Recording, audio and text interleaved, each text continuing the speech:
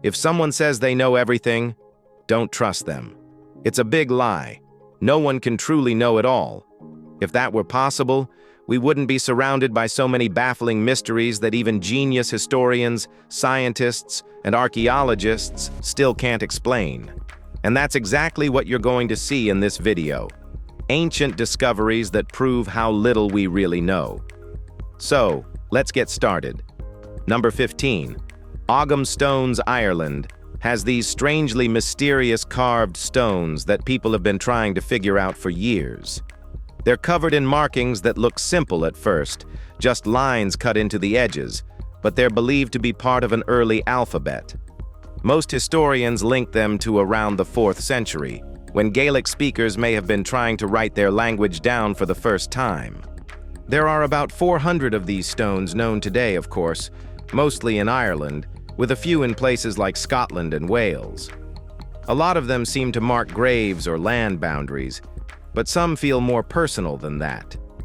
You can actually make out parts of certain inscriptions if you understand Old Gaelic, though not everything makes sense.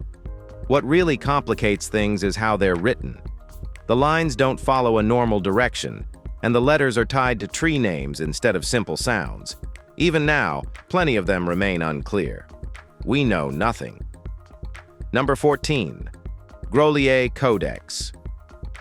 For years, this manuscript sat in a strange position, known, studied, but never fully trusted. The Grolier Codex, now accepted as real, is one of the few surviving documents from the ancient Maya, and easily one of the most debated. It dates back to around the 11th or 12th century and works largely as a calendar. The pages are filled with symbols and figures tied to timekeeping and possibly prediction. That alone isn't unusual for Maya culture. What made it controversial was its origin. Unlike other codices, it didn't come from a controlled excavation.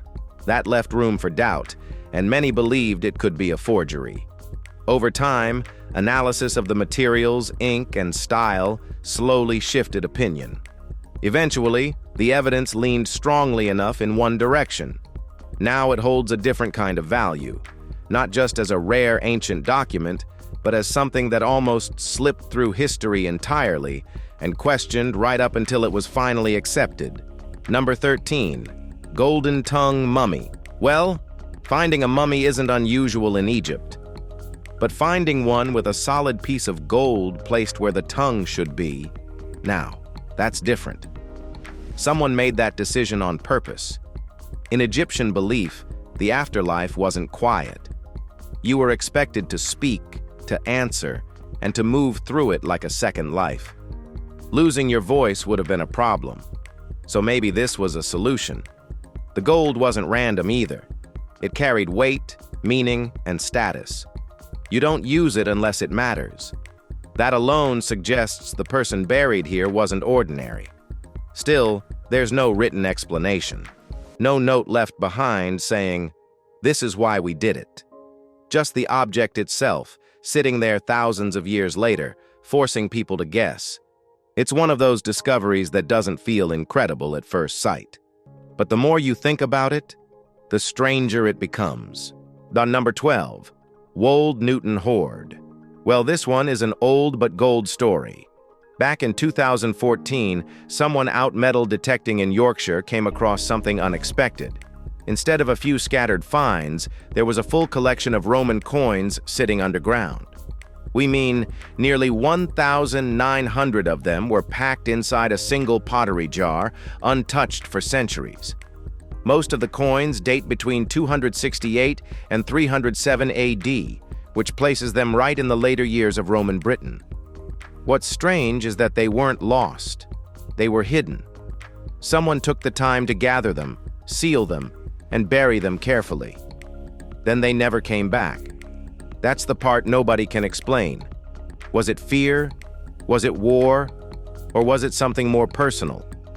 Well, the coins themselves tell us about the economy at the time, how money moved and what people used. But the story behind why they were buried in the first place is completely missing. All we're left with is the result, not the reason. Number 11. Aztec Skull of Tezcatlipoca. When you look at this thing for the first time, it feels unsettling in a way that's hard to ignore. We mean, just look at it.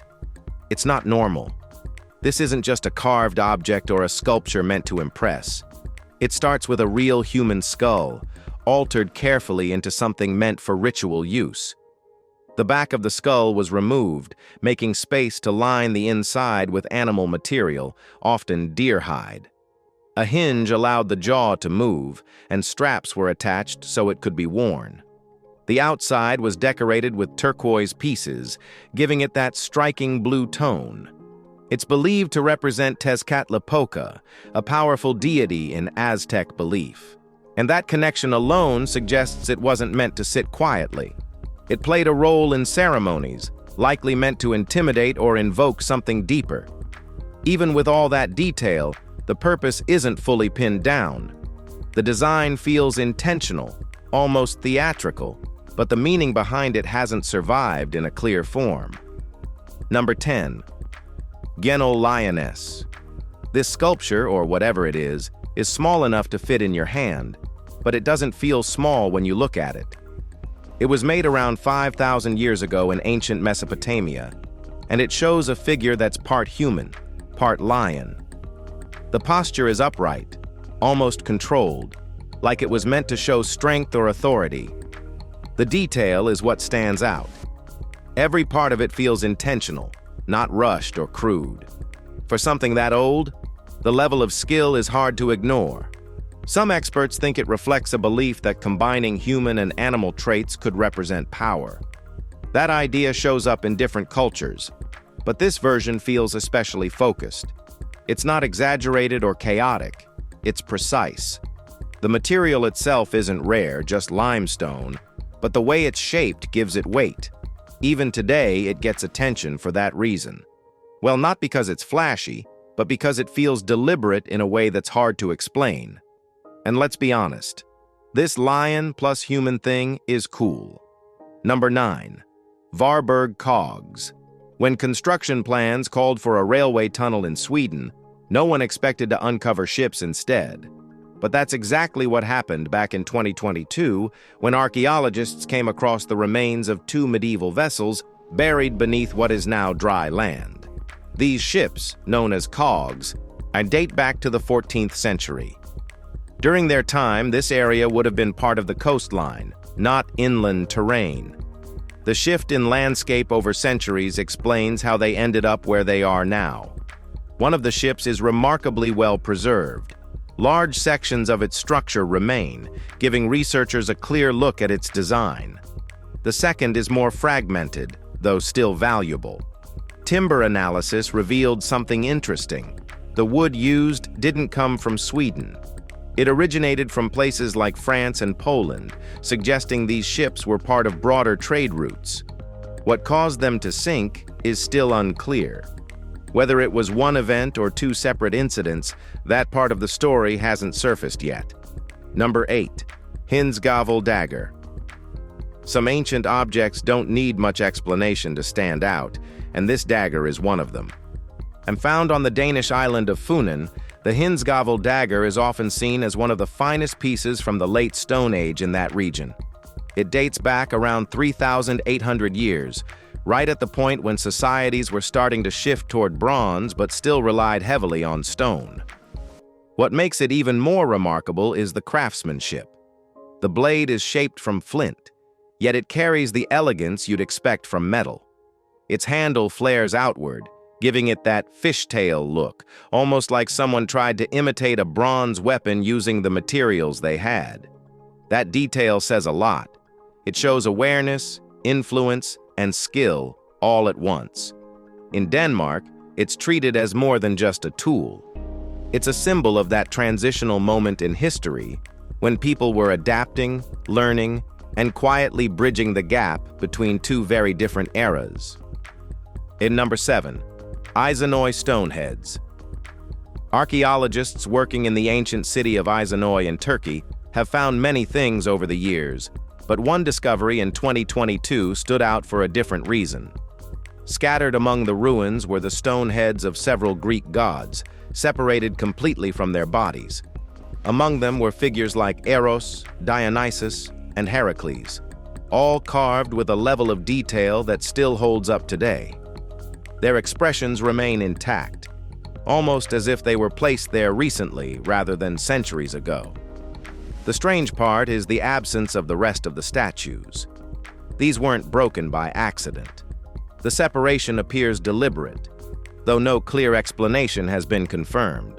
The city itself dates back to the Hellenistic period and later came under Roman control. Many of its major structures were built during that time, which likely places the statues in the same era. At some point, something changed. The heads were removed, left behind, and whatever reason drove that decision hasn't been fully understood since, and maybe will never be. Number 6. Wetweiss Freudsheim, Dice Tower. Imagine sitting in a Roman villa after a long day, wine on the table, conversation drifting, and instead of doing nothing, someone pulls out a device like this. That's basically what this dice tower represents. It was found in Germany in 1985, sitting quietly between two villages, and it tells a surprisingly personal story.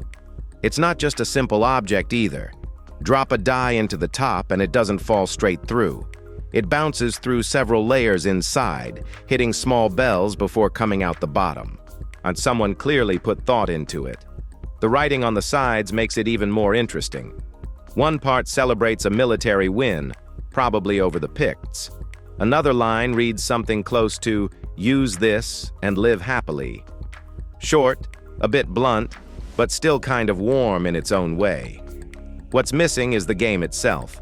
We can see how the tower works, but whatever rules went with it are gone. All that's left is the feeling of how people once used it. Number 5. The Hippocaust System. Comfort didn't start with modern homes. The Romans had already figured out how to heat entire buildings long before anything like central heating existed. Their solution was called a hippocaust, and once you understand it, it feels surprisingly clever. Instead of trying to warm a room from one spot, they built spaces beneath the floors and inside the walls. A fire would burn in one corner, and the heat would move through those hidden gaps, spreading slowly across the entire structure. Floors stayed warm. Walls held the heat. Everything worked together. Writers like Seneca didn't hold back when talking about it. He saw it as a real sign of luxury, something only the wealthy could afford. And honestly, it makes sense. What's interesting is how simple the idea is. No complicated machinery, just smart design.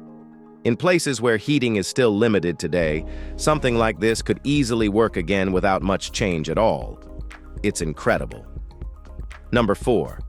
Jarlshof. Jarlshof doesn't feel like one place.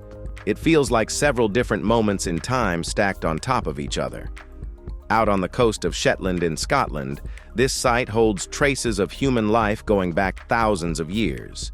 And the earliest structures belong to the Bronze Age, built roughly 4,500 years ago. After that, people kept returning. Iron Age settlers added their own homes. Norse invaders came later and built again. Even into the early modern period, the place was still being used.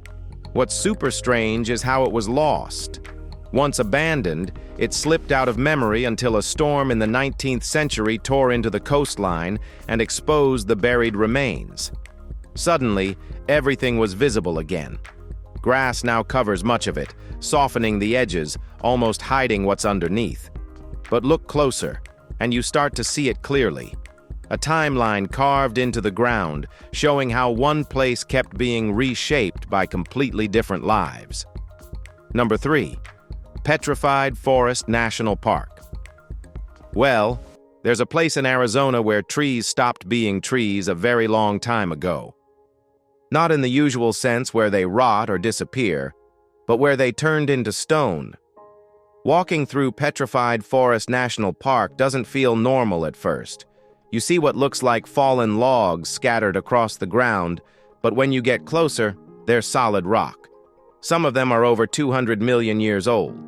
Back when these trees were alive, this area looked nothing like it does now.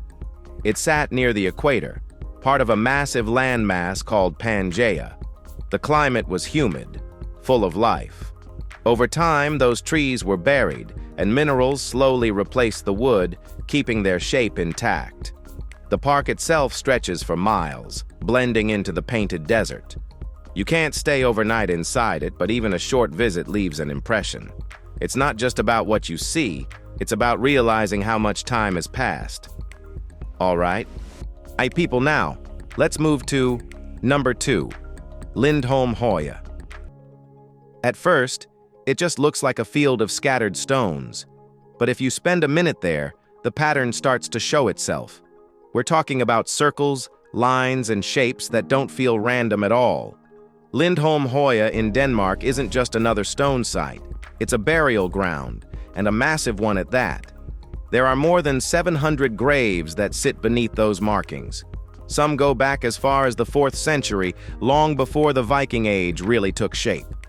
Later on, Vikings continued using the site, turning it into something far more active before it suddenly stopped being used around the 10th century.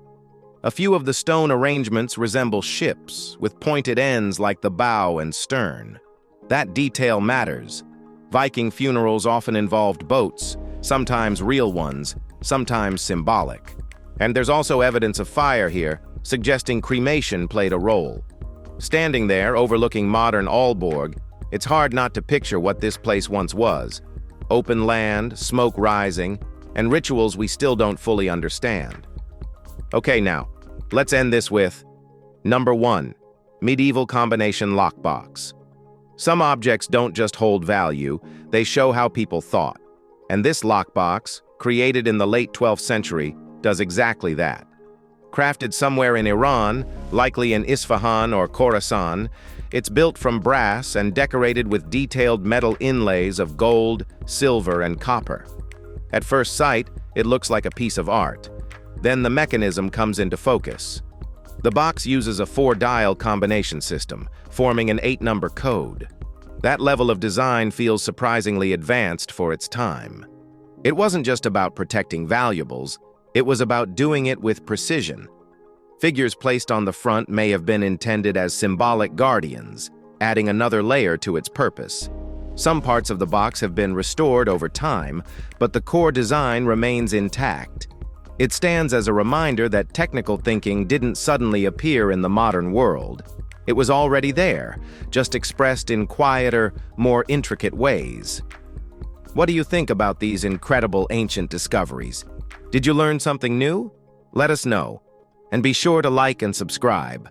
Until then, take care, and we'll see you soon.